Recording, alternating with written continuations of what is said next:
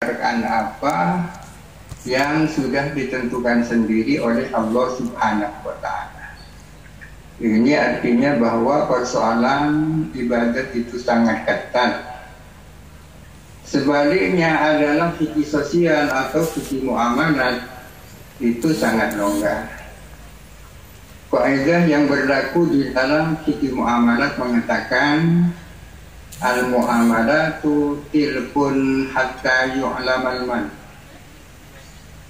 bahwa persoalan muamalat itu adalah longgar, terkecuali diketahui ada dalil yang melarangnya atau yang mengharamkan.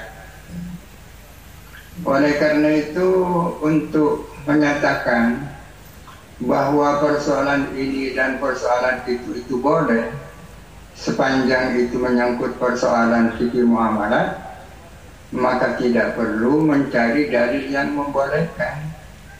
Tak perlu ada pertanyaan mana dalil yang membolehkan persoalan ini, karena yang terpenting tidak ada dalil yang melarang.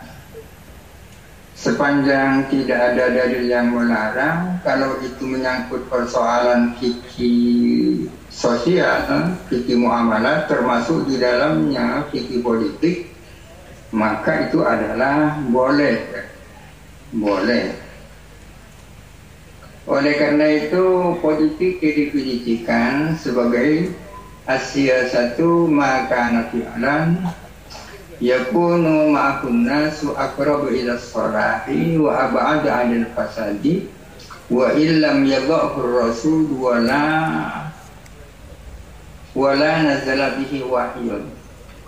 Politik itu apa? Politik adalah setiap aktivitas, setiap kebijakan yang membuat manusia lebih akrab dengan kemaslahatan, dengan kebaikan, dan bisa menjauhkan masyarakat manusia daripada keburukan dan mafsadah, meskipun itu tidak ditetapkan langsung oleh Rasulullah dan tidak berdasarkan wahyu. Itu politik, ya. Jadi nampaknya sangat longgar. Jadi yang penting tidak ada dalil yang melarang, meskipun tidak ada ayatnya, tidak ada Qur'annya yang membolehkan, yang dijadikan acuan kebolehannya. Sepanjang itu menyangkut fikih muamalat, termasuk di dalamnya fikih politik, kita katakan itu adalah boleh saja. As-siyasatu laisat riwayatan minal riwayat, bal hiya wasilatun minal wasail. Politik itu bukanlah sebuah tujuan, akan tetapi hanya merupakan alat dan sarana mencapai tujuan.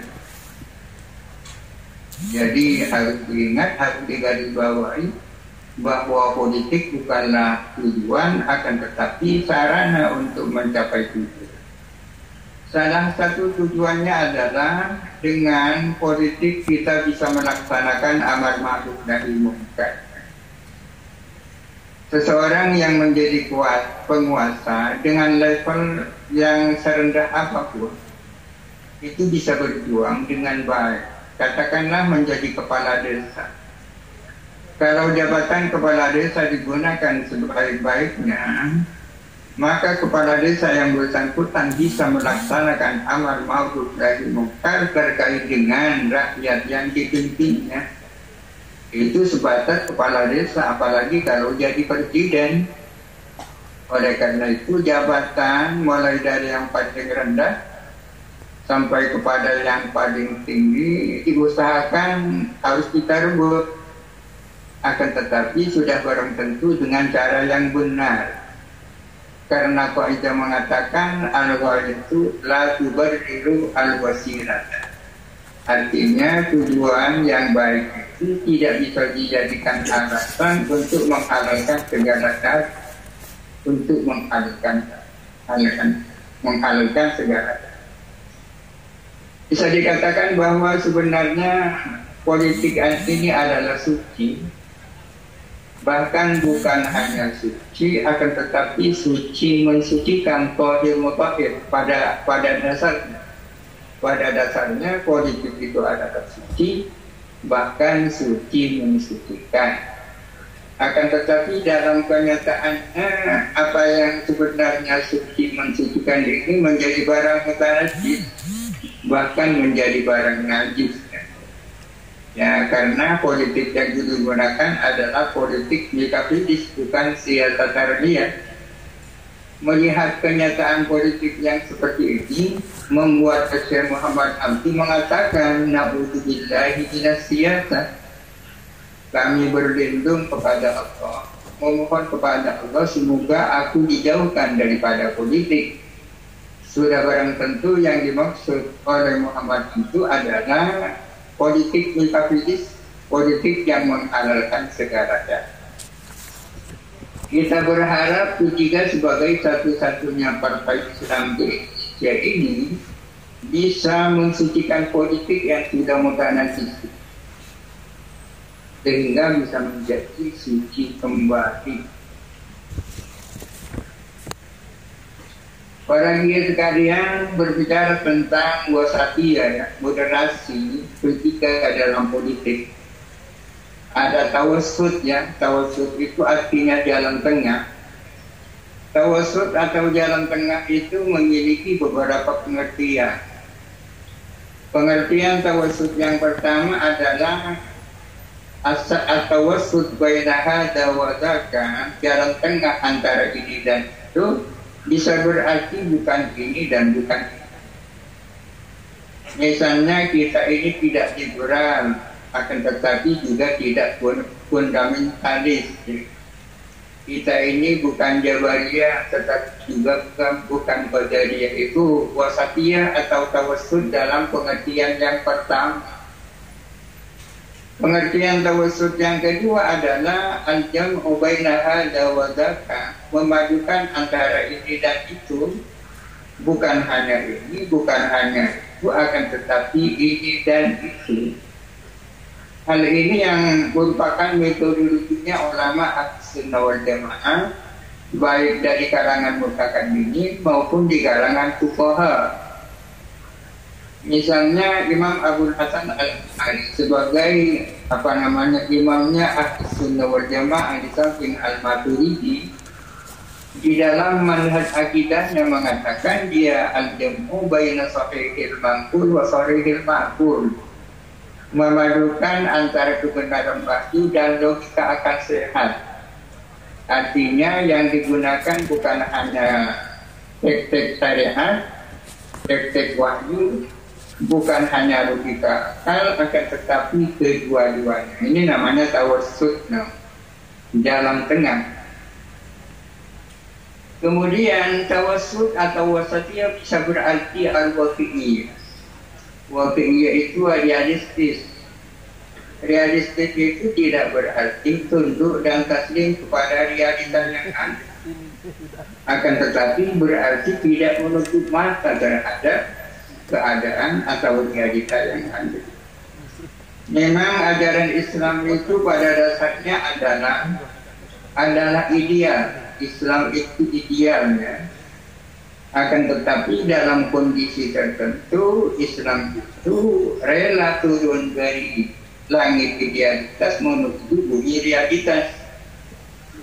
Kalau kita melihat kitab-kitab fikih, terutama yang menyangkut syarat-syarat untuk jadi presiden, jadi imam, bahkan syarat-syarat untuk menjadi hakim di pengadilan, yang sangat ideal sekali.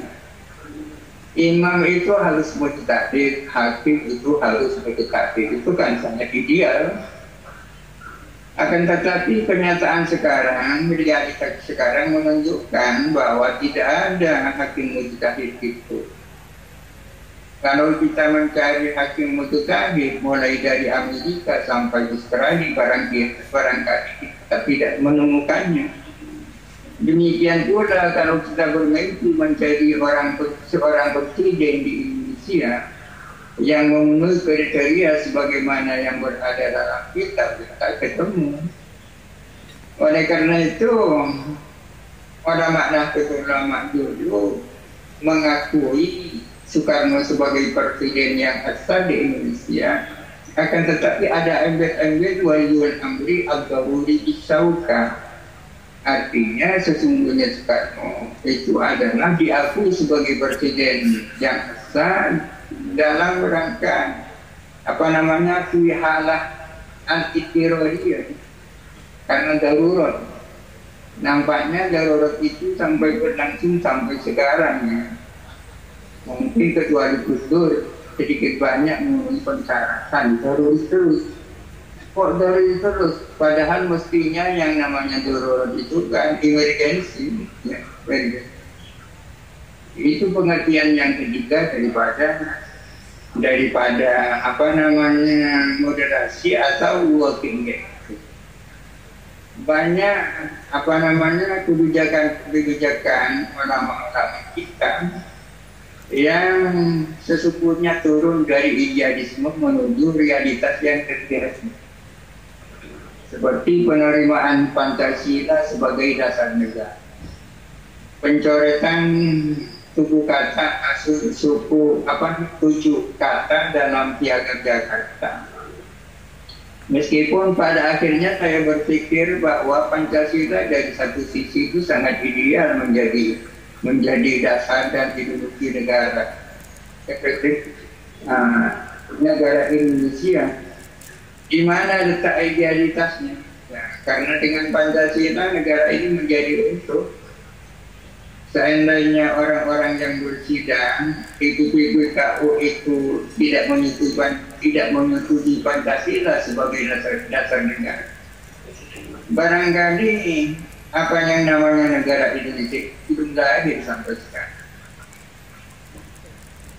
Jadi dari satu sisi sangat ideal. Piagam Jakarta.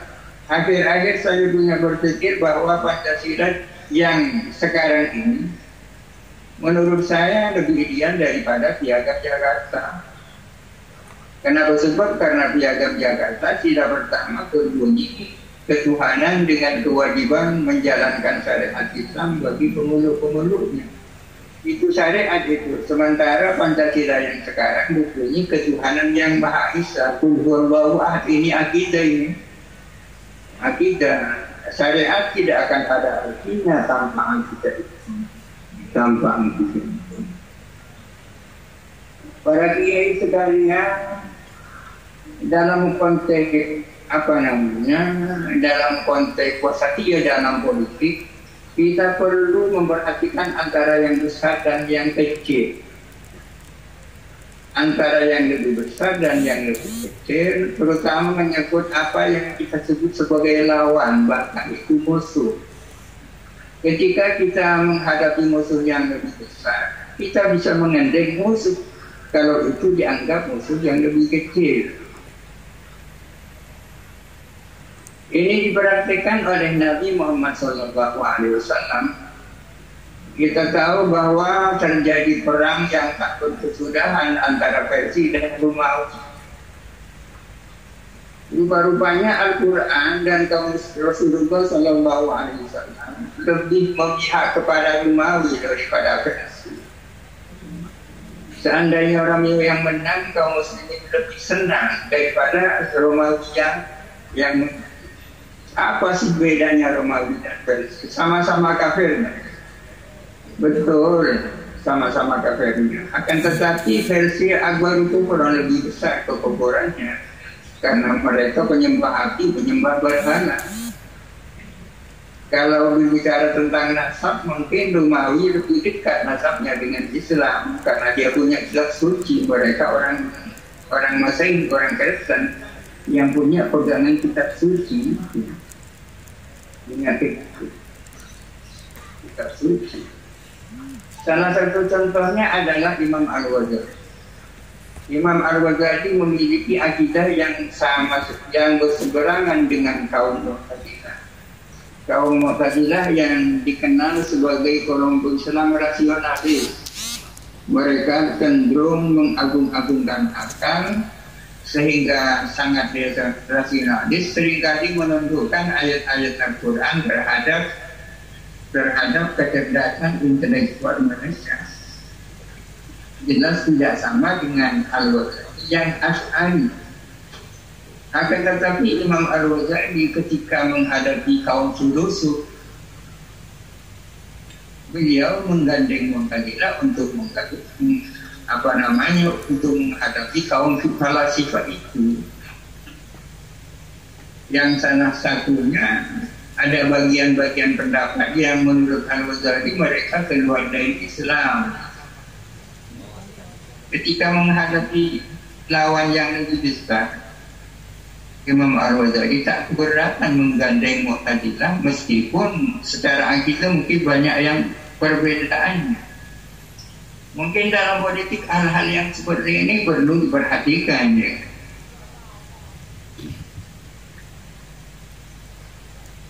Perlu diperhatikan. Termasuk kaidah politik adalah al-akhdhu bi aqfi dararin, berpegang kepada darar yang lebih kecil, berpegang kepada mafsadah yang lebih kecil. Termasuk contohnya tadi, contohnya seperti mas'al nasakom misalnya.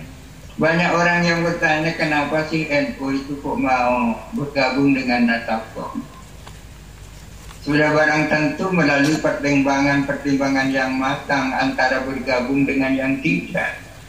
Rupa-rupanya yang dijadikan alasan untuk bergabung kepada Nasakom ya salah satunya adalah al-aqdu bi aqfi dararain, yakni berpegang dengan darar yang lebih ringan. Memang dihadapkan kepada dua darar, dua maqsadah, dua hal yang sama-sama tidak enaknya, dipilihlah yang paling ringan ketidakenakan.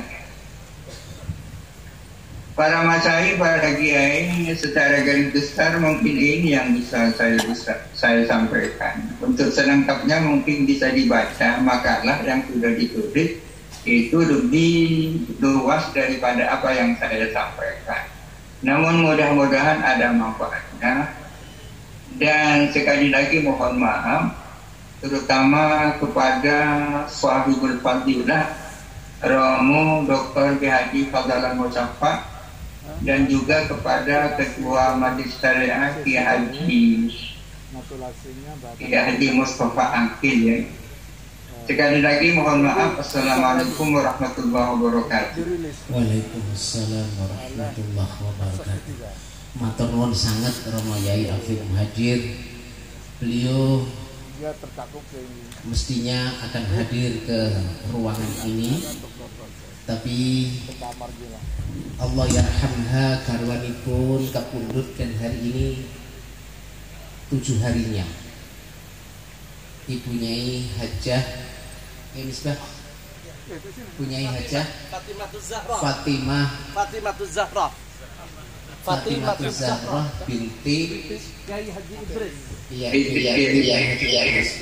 lahal Fatihah. Alhamdulillahirabbil alamin arrahmanir rahim iyyaka na'budu wa iyyaka nasta'in ihdinas siratal mustaqim siratal ladzina an'amta 'alaihim ghairil maghdubi 'alaihim waladdallin. Kula nderek takziah pas hari hanya karena kebetulan saya ada undangan di Pondok Pesantren Situbondo untuk mengisi kuliah umum di sana sekaligus untuk ada revisi MOU kerjasama pesantren dengan Al-Azhar.